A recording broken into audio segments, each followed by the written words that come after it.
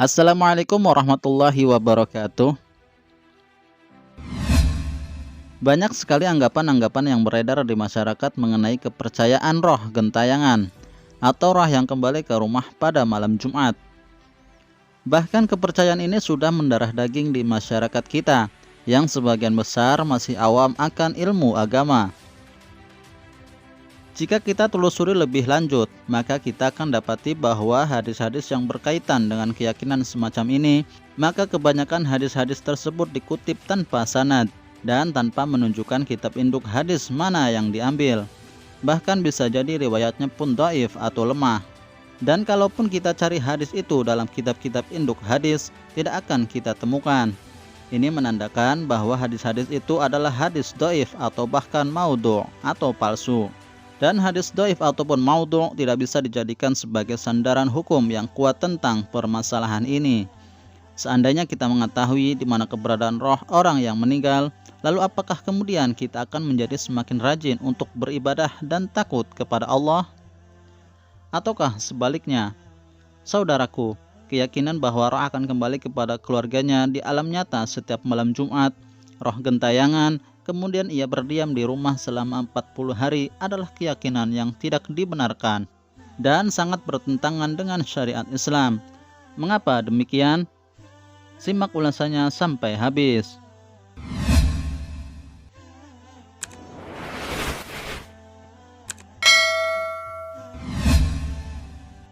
Allah mengingkari permintaan orang yang mati untuk dikembalikan ke dunia.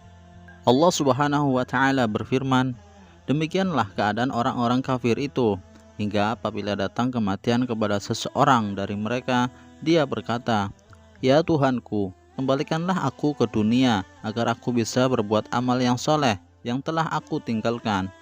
Sekali-kali tidak, sesungguhnya itu adalah perkataan yang dia ucapkan saja, dan di hadapan mereka ada dinding sampai hari mereka dibangkitkan." Quran Surat Al-Mu'minun ayat 99-100. Kemudian Allah menyatakan bahwa setelah mereka mati akan ada alam barzakh, yaitu dinding pemisah antara dirinya dengan kehidupan dunia. Mereka yang sudah memasuki alam barzakh tidak akan lagi bisa keluar lagi darinya. Tafsir As-Sa'di halaman 559. Pada surat Al-Mu'minun di atas, Allah telah menegaskan bahwa ada alam barzakh atau dinding pemisah antara orang yang telah meninggal dan kehidupan dunia. Dan ini terjadi sejak mereka meninggal dunia. Selanjutnya masing-masing sudah sibuk dengan balasan yang Allah berikan kepada mereka. Roh orang baik berada di tempat yang baik, sebaliknya roh orang jelek berada di tempat yang jelek. Dalam sebuah riwayat, seorang tabi'in bernama Masruq bin Al-Ajda rahimahullah pernah bertanya kepada sahabat Ibnu Mas'ud radhiyallahu anhu tentang tafsir firman Allah, "Janganlah kamu mengira bahwa orang-orang yang gugur di jalan Allah itu mati, bahkan mereka itu hidup di sisi Tuhannya dengan mendapat rezeki." Quran Surat Ali Imran ayat 169. Ibnu Mas'ud menjawab, "Saya pernah tanyakan hal ini kepada Rasulullah Shallallahu Alaihi Wasallam, dan beliau menjawab, roh-roh mereka di perut burung hijau. Burung ini memiliki sarang yang tergantung di bawah arasy. Mereka bisa terbang kemanapun di surga yang mereka inginkan. Kemudian mereka kembali ke sarangnya. Kemudian Allah memperhatikan mereka dan berfirman, 'Apakah kalian menginginkan sesuatu?' Mereka menjawab, 'Apalagi yang kami inginkan, sementara kami bisa terbang di surga kemanapun yang kami inginkan.'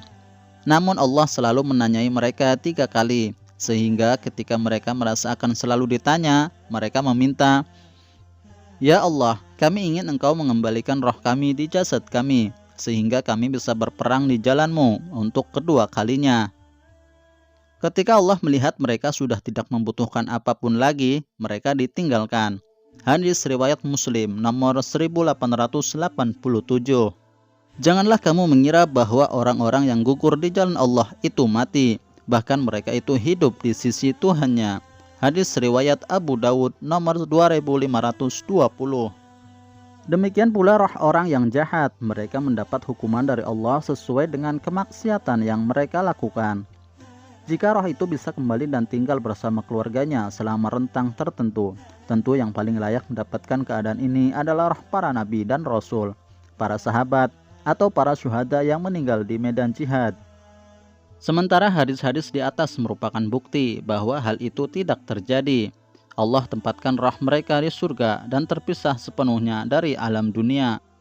Ada beberapa hadis yang dijadikan oleh sebagian orang sebagai dasar kepercayaan semacam ini. Hadis tersebut dinyatakan bersumber dari Abu Hurairah radhiyallahu anhu dan terdapat dalam kitab Duratun Nasihin. Diriwayatkan dari Abu Hurairah dari Rasulullah Shallallahu Alaihi Wasallam bahwa apabila seorang mukmin meninggal dunia, maka rohnya berkeliling-keliling di seputar rumahnya selama 1 bulan. Ia memperhatikan keluarga yang ditinggalkannya, bagaimana mereka membagi hartanya dan membayarkan hutangnya. Apabila telah sampai 1 bulan, maka rohnya itu dikembalikan ke makamnya dan ia berkeliling-keliling di seputar kuburannya selama 1 tahun. Sambil memperhatikan orang yang mendatanginya dan mendoakannya, serta orang yang bersedih atasnya.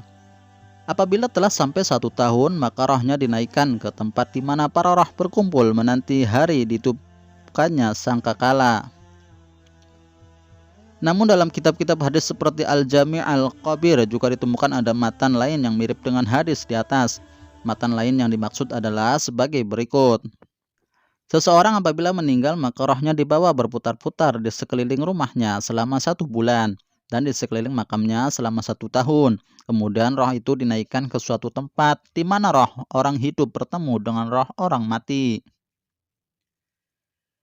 Dari data kedua hadis di atas dapat dilihat bahwa matan hadis dalam kitab Duratun Nasihin tersebut dan matan lainnya yang mirip, yang disebutkan oleh Ad-Dailami tidak ada riwayatnya satupun dari sumber-sumber orisinal hadis, dan matan-matan tersebut tidak memiliki sanad. Atas dasar itu maka disimpulkan bahwa matan tersebut sama sekali bukan hadis Nabi dan tidak bisa dijadikan sebagai sandaran hukum dalam Islam. Maka ia tertolak.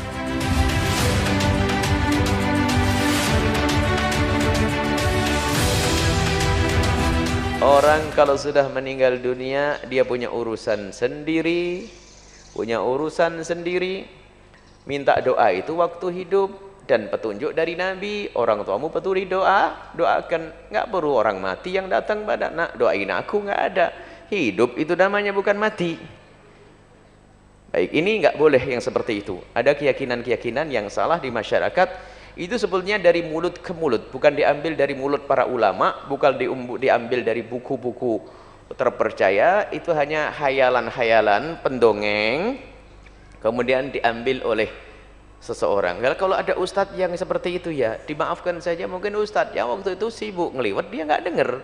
Kalau itu kata ustadznya, ini nggak benar cerita ini, cuman dia nggak benernya nggak denger, cuman ceritanya yang didengar, ceritanya yang diambil. Jadi masalah ini, banyak santri begitu. Makanya kalau belajar jangan tidur santri. Belajar tidur, potongan belakangnya diambil, depannya enggak. Jadilah begitu. Saben malam Jumat, enggak tahu lagunya sayang. Coba bisa lagunya begitu. Nah, pokoknya begitu ya. Enggak ada itu. Itu adalah bertentangan dengan keyakinan yang diajarkan baginda Nabi Shallallahu Alaihi Wasallam. Orang meninggal dunia sudah punya urusan dengan amalnya sendiri. Kalau dia orang baik, maka dia akan mendapatkan kenikmatan di alam barzah. Kalau dia orang tidak baik, dia juga berurusan dengan amal jeleknya di alam barzah. Nggak perlu jalan-jalan ya, apalagi malam Jumat. Nanti siapin soto karena dia hobi soto. Waduh, tambah kacau lagi. Demikian penjelasan mengenai ruh orang meninggal yang kembali ke rumahnya. Jadi ingatlah mereka dan jangan lupa untuk terus mendoakannya agar mereka tenang di kubur.